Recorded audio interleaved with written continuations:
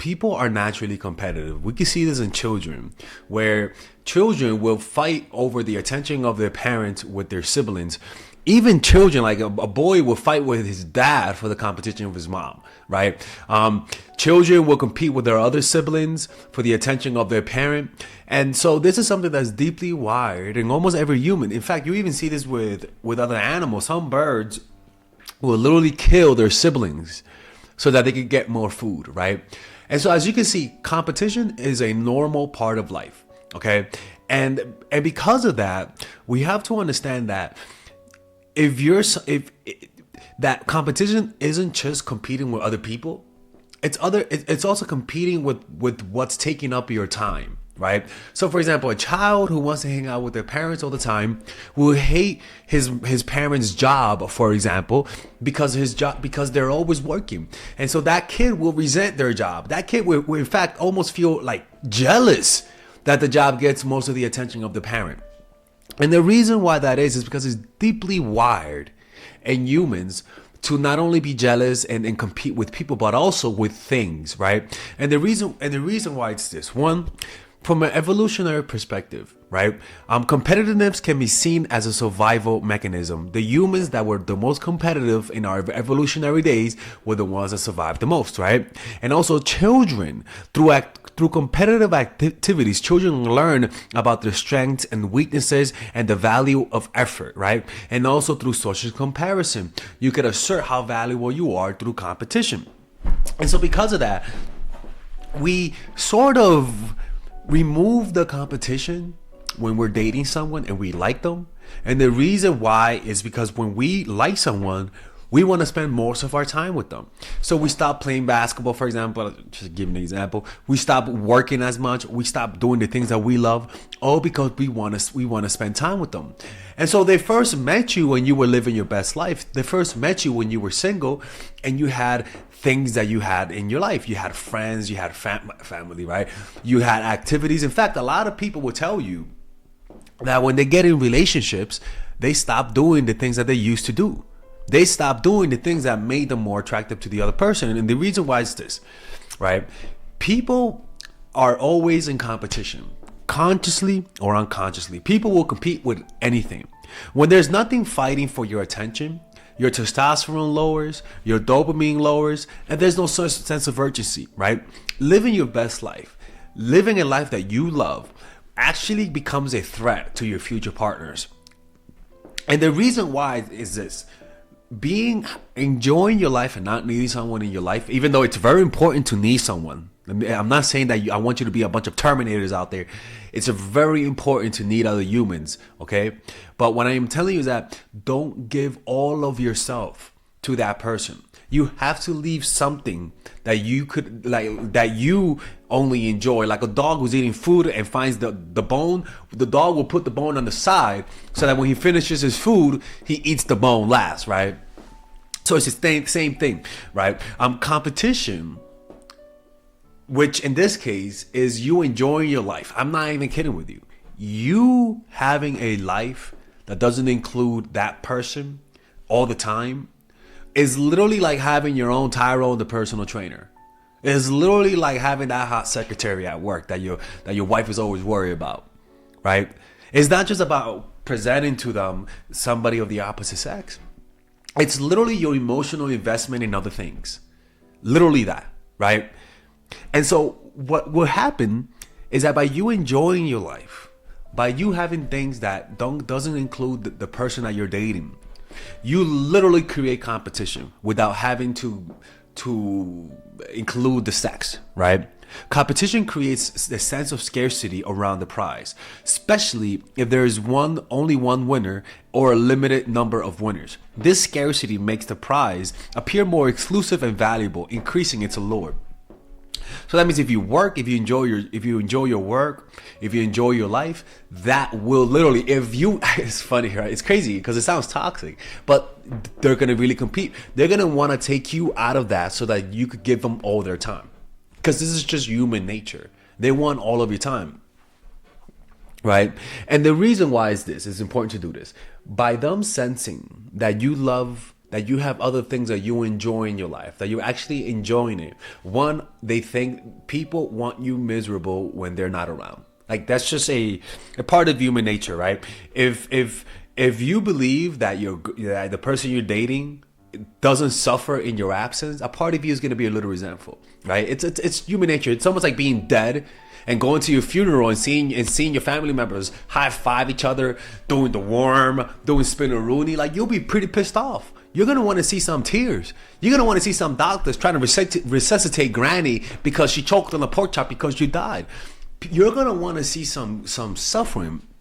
And so humans don't like the thought that when you're not around, you're having fun, because we want to feel like we provide something in your life. We want to feel like if we leave, there's a hole that's lacking, right? Every person, it's one of those feelings that we feel guilty for because we don't want to admit that we don't want you to be happy without us. But deep down, humans are self-interested creatures, and if we believe that, we're gonna assume that your happiness when they're not around kind of offends them. Right? Like I better not see my ex happy, right? So another reason why enjoying your life and living your best life is so important is because it creates a psychological ownership in the person. By them competing with your life, literally, right?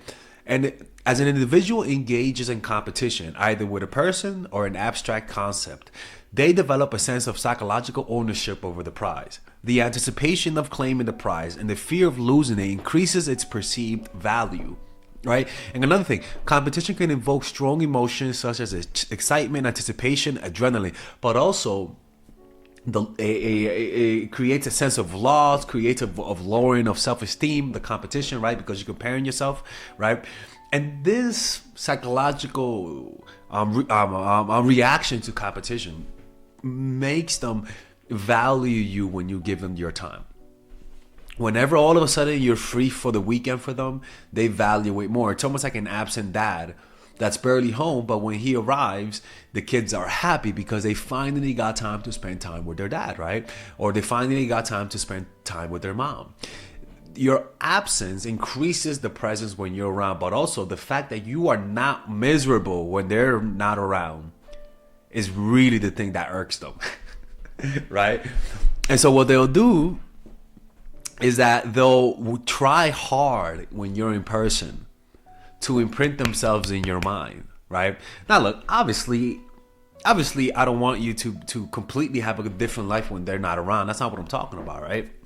What I'm talking about is don't drop your friends. Don't drop your activities. Make the person, squeeze them in your life. Don't exclusively remove everything for them. No, squeeze them in.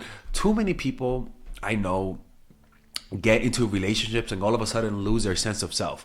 We call that relationship name, right? Relationship Melissa, relationship Tyrone, relationship John, relationship Will, right?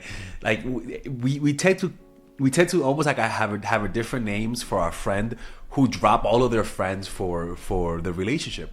And what they will notice is that those relationships are not like those relationships, in my opinion, don't work out long term, because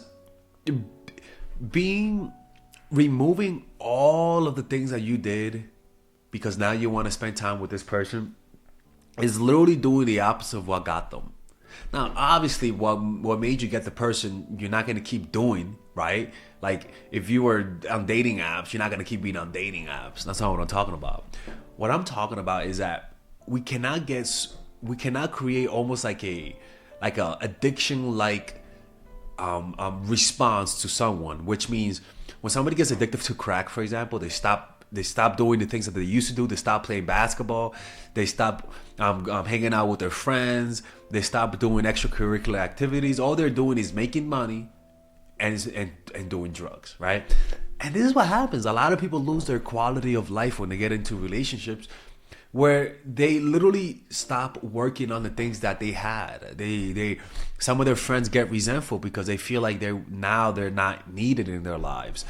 They stop doing the activities. They stop going out. They lose themselves. They get out of shape. They stop trying to be attractive because they feel like they got everything they need. When in reality, you gotta keep them in competition. You got to make them want you. You got to make them need you, right? And one of the laws of power is keep people dependent on you, and you cannot keep people dependent on you if you remove all of the things that made you happy in your life and just exclusively focusing on this person. People can sense that, and it pushes them away. It's not a good feeling. If they like all of the attention that you give them, like where you dropped all of your friends and you stop going out and all you're doing is spending time with them, that's toxic. Anyone with a sense of boundaries will tell you, go get a life. Get a life outside of me, right? That they'll tell you that, because personally, I love it when the girls that I'm seeing have a life. God have mercy. I love that. Because I don't feel guilty when I'm not hanging out with you. That's another thing. I don't feel guilty when I say no to you to hang out tonight, because I know you have something else backing you off, and that's attractive, right? So it's not just the fact that you're busy, but you do make time for me. That's what you want. But also, I don't feel the burden of saying no to you and knowing that you're miserable because now you can't spend all day, all week with me, all weekend with me. Right. And also, people will tell you, exes have a tendency to come back when you're happy. It's almost like they can sense it, like someone's happy. They can sense it. You are your most powerful and your most attractive self when you are in love with your life. When you stop seeking happiness through someone and learning to deepen the experience of what you already have. Meaning, if you draw, get better at drawing. If you like to dance, get better at dancing. If you know your friends, get to know them more. Go on vacation with them.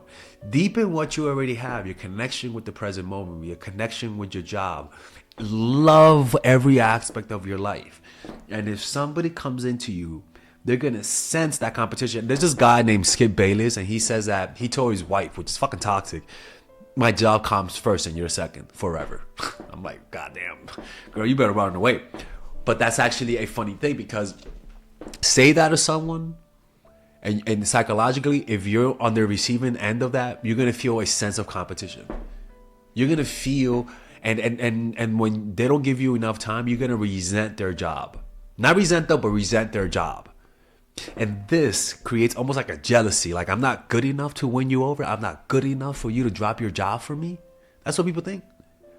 And guys will tell you that, because this happens with guys, that when a guy meets a woman and he has a perfect life, and he starts giving all of the attention to her, so he stops working out, he stops doing the activities he used to do before, and what they tell you is that as soon as they start giving all their time to their new partner gets turned off and walks away and leaves. It's not about not being vulnerable, but understanding competition. People need to feel some resistance. People need to feel like there's something else that you might value more than them, so that they can stay motivated. And having a great life that you love and you enjoy is a competition to some people. I'm telling you, man. I'm telling you.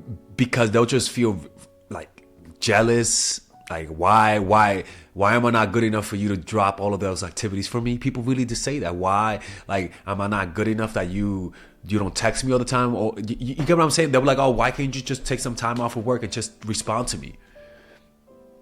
This type of friction, yes, it is conflict.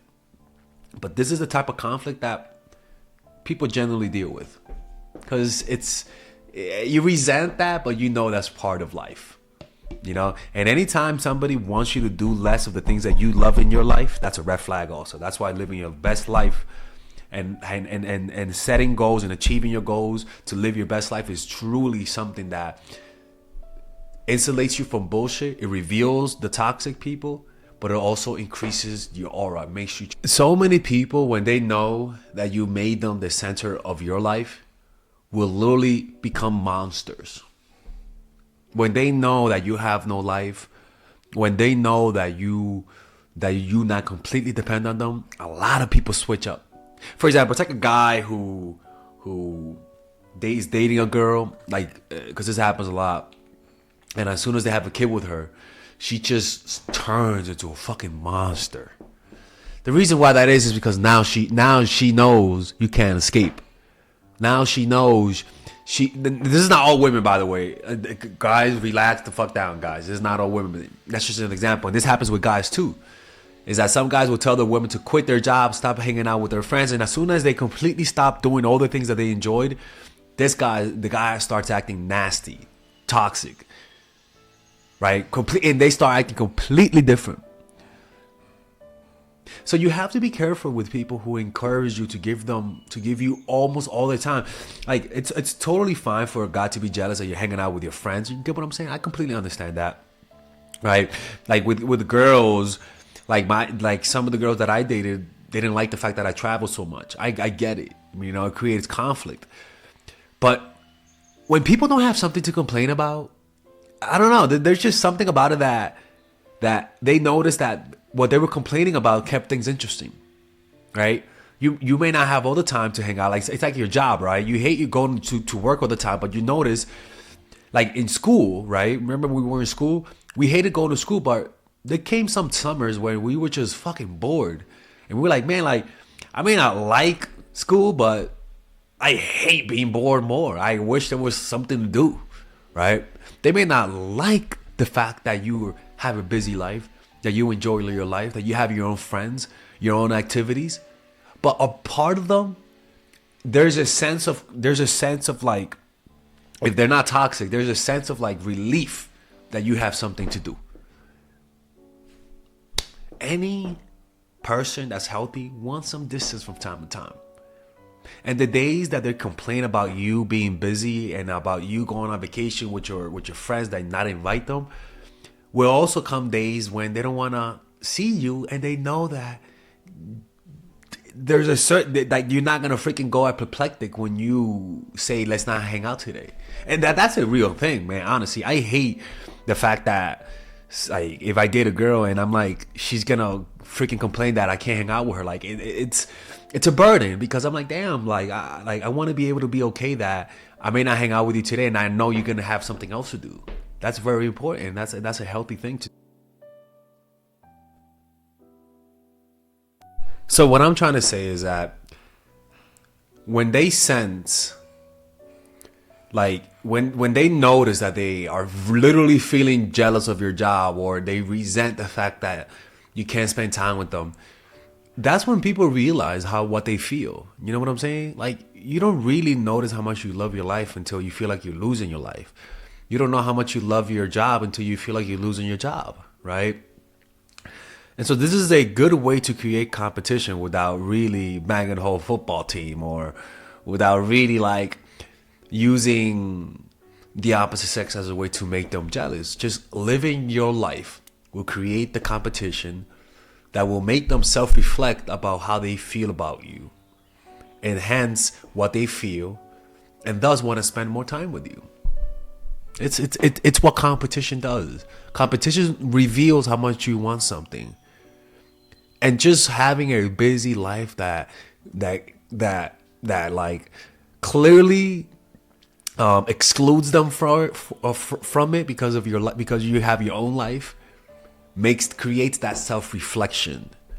And that self-reflection in the light of competition always makes the prize look better. And it always makes you gives you the illusion that your life will be complete if you get that one thing, because that's what competition does. Live your life. Be happy, motherfuckers. That's what I'm telling you guys. Just more attractive. All right. Anyways, hopefully you guys enjoyed this video. If you guys want to work with me one-on-one, go to myforattraction.org, and I'll see you guys later. All right, ladies and gentlemen, if you guys ever want to learn how to use your feminine energy to influence people, learn how to use your masculine energy to become more assertive, and also learn how to blend both energies to improve your dating life, your spiritual life, honestly, your relationship life, your family life, your career life, this is the course for you. If I had to make a course for my nieces, I have two nieces, one is 19 and one is 15. 16. Holy shit. Oh my God, he's a bad fucking uncle. He's a bad uncle. Get him. Shut up, Melissa. You should get this course, right? And this is the course that I will make for them. So, for example, watch the curriculum, right? In the first week, we're going to be showing you how to establish a strong masculine foundation. without letting it hurt your feminine energy. This masculine foundation is a source of who you are, right? It's your bodyguard. Without this, whatever feminine energy you create will be destroyed by the outside, because your masculine is your shield. So we'll talk about goal setting. We'll talk about how to develop a serious attitude. We're gonna be talking about how to use more logic, how to use more goal-oriented behavior. It's more how to be a man. Now the next one is how to embrace the feminine energy, right? This one will teach you about how to minimize excessive masculine traits, developing self-awareness, healing abundant feminine energy, regulating your emotion, mastering voice qualities and facial expressions, surrendering control, and allowing pain to be felt. This is honestly, this will supercharge, like Kaioken, your masculine energy. After that, we have femininity in the workplace, and how to be feminine in the workplace without letting people take advantage of you, and the nuances of how women on power should behave versus women who are subordinates in the workplace, and even the dress code. This is based on psychology, people. It's kind of insane. I'm actually excited about this one. The next week, we talk about navigating the labyrinth of male and female friendship, and this a lot of women find confusing, so we talk about that. And how to identify envious friends, how to identify the good friends, how to keep male friends, and how to keep female friends. Week 5, we talk about how to release the burden of the past and stop and destroy mental projections. This is actually really powerful. And then week 6, we talk about how to increase your observational power so that you can read people better. And we have a bunch of bonuses. The course starts at $99, and you guys can pre-order the course today at $69 before it goes out. If you're watching this, most likely I'm in the meditation retreat, so most likely I will be praying for all of you guys. And just click on the description down below of the video. Right there, you'll see it, and you can pre-order that course. It's gonna be out by the end of next month or the beginning of February of March. One of the two, people, because I have a 10-day retreat to do, and I want to finish the course after the retreat, because I think the ideas are gonna be so much better. All right, man. I'll see you guys later. Pre-order, man. I'm closing the channel.